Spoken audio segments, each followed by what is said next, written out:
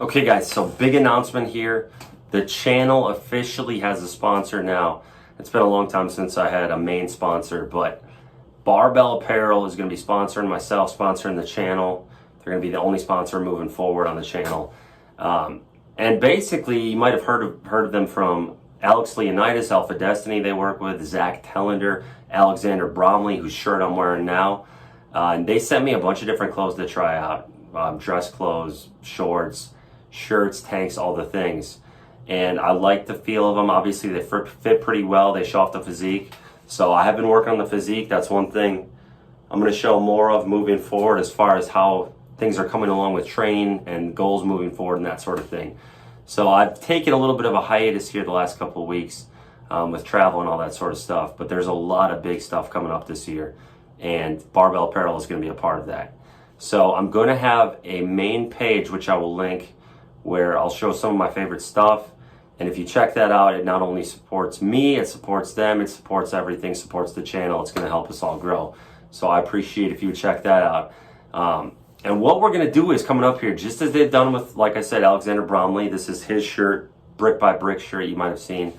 They're going to do a custom collab shirt with me as far as whatever designs I want to put on there. So I'm working on that. I have some things in mind, but I will have a custom Pete Rubish shirt coming out in the next couple months, which you can be on the lookout for, and that would be awesome. And one thing I really liked about them was their flexibility.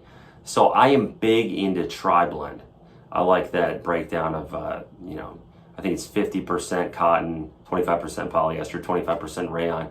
And they were willing to work with me as far as that goes to get that custom fabric makeup for these shirts I'm going to come out with. So I want these shirts to be something I'm really proud of, something I want to wear all the time.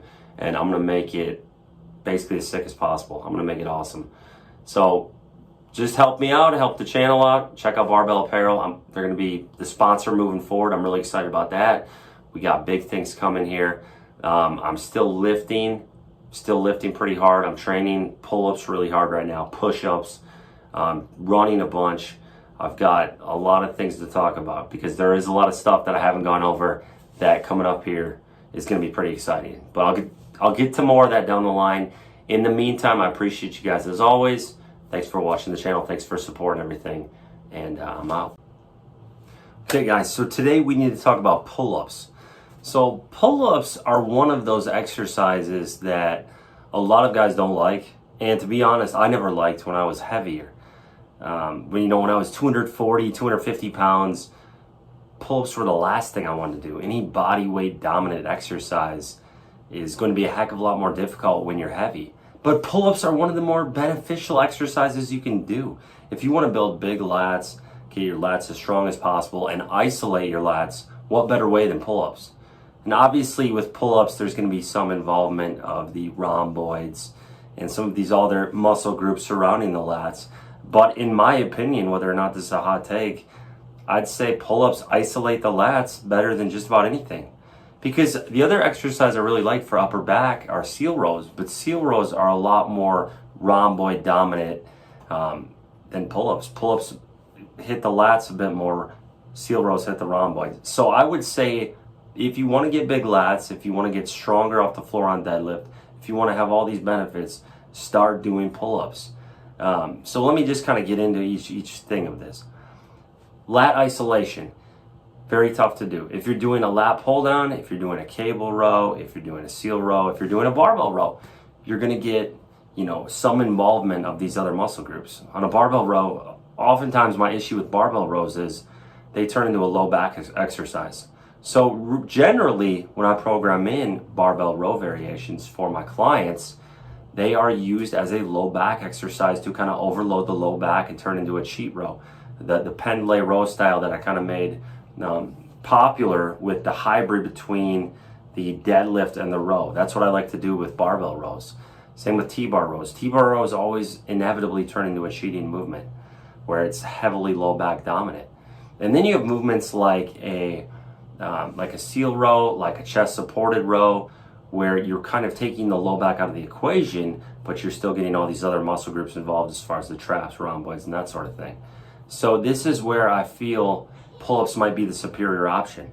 Even on a lat pull down, a lot of people cheat this movement and lean back into it big time and really get the other muscle groups involved with a heavy cheating motion on cable rows or cheating motion on pull downs.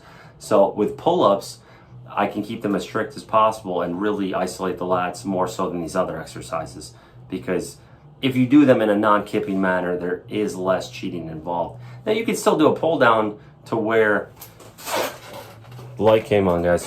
You can still do a pull down to where you're staying upright and you're really, sticking your chest out and trying to get that lat contraction, as opposed to leaning back into it and really getting this swing. So you can do pull downs in that manner. You can do a cable row with your chest out and your back kind of flat, to where you're just coming in like this, keeping it strict, as opposed to the really leaning out and leaning into a method. So obviously you can tweak those movements like that, but a strict pull-up is going to smoke the lats more than anything. That's my point. What are the lats good for? Besides having a wide back, I can't really show it as much in the shirt, but everybody wants a wider back. The other thing they're going to do, they're going to make your deadlift faster off the ground. Stronger lats will make you faster off the ground. So the three muscle groups that I mainly felt helped my deadlift the most over the years were, as far as speed off the floor, low back, number one. If you have a weak low back, you're not going to be strong off the floor or fast off the floor at all on deadlifts. Number two, I'd say hamstrings. The hamstrings tie into the low back. And when you see someone's hips shoot up a lot of times, and it's not a form issue, mainly it's a form issue, but that's another video. That'd be another video topic.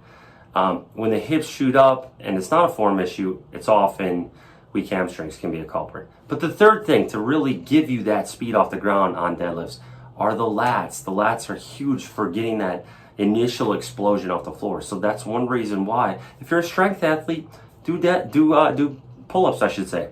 And if you're trying to get a better physique, pull-ups not only are going to widen your back out and isolate the lats better than just about any other movement, but they're going to hit your biceps. And who doesn't want bigger biceps? I'm going for bigger biceps right now.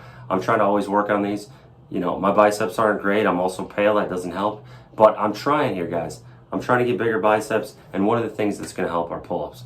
So lighter guys are going to have an easier time, I should say, with these than heavier guys. But it's one of those things you can work into the program on a very frequent basis as well. So one of the benefits of pull-ups is you can train them frequently. You can do them almost every 2-3 days. And how I would personally train them, one of the best approaches would be simply alternate between a weighted day and a non-weighted day. So do body weight one day, and you can work up to 100 reps total, or you can do 50 reps total even if you're doing this with other movements. And then have a weighted day where you choose a certain weight. It could be 25 pounds, 35 pounds, 45 pounds, and do max reps with the heavier weight and switch back and forth. Because the problem is, if you keep doing just body weight, your progression is going to stall out really quickly.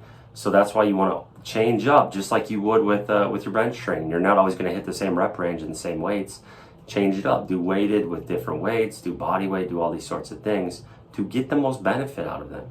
Always be willing to change it up. Go heavy, have lighter days. Go for higher reps, go for lower reps. Just work all the different rep schemes and different weights. Two things that can really help your pull-ups. You could do assisted pull-ups with a band. So you can either loop the band under your knee and do pull-ups in that fashion, or you can loop the band under your foot to get even more. Or you can do both feet. You can change up the band tension. So for guys who are not able to do pull-ups very effectively to start out, find a band, a resistance band, and if you train at home, resistance bands really don't cost anything at all. They're very cheap. And use a resistance band under your feet or your knees to aid you in getting up to the top and build up your rep scheme that way to where you're doing, let's say, 100 reps with the band assistance. You can also do inverted rows. So one of the things I like to do with inverted rows is I like to go where my back is pretty much parallel to the floor when I'm at the top of the barbell. So what I mean by this is some guys put the bar really high up on inverted rows to where they're more at an angle like this, but I want the angle to be more parallel to the floor. So I start with my back on the floor and I'm doing a pull-up to the bar. And you can try to increase your reps that way, and that's another way to really build up your pull-up number. But pull-ups are slept on. They're one of those things that a lot of guys overlook. They're too difficult. They don't want to do them. And I understand why. They're a very difficult exercise. But if you do them, they will be very rewarding. You can do chin-ups to start out if that's easier for you. you can switch over here. And if you ever have elbow pain, one of the things that really helps is either don't do pronated. Pronated tends to cause more elbow issues than supinated, as well as the neutral grip. The neutral grip is going to feel the most natural if you have access to a bar with a neutral pull-up grip. So those would be my tips.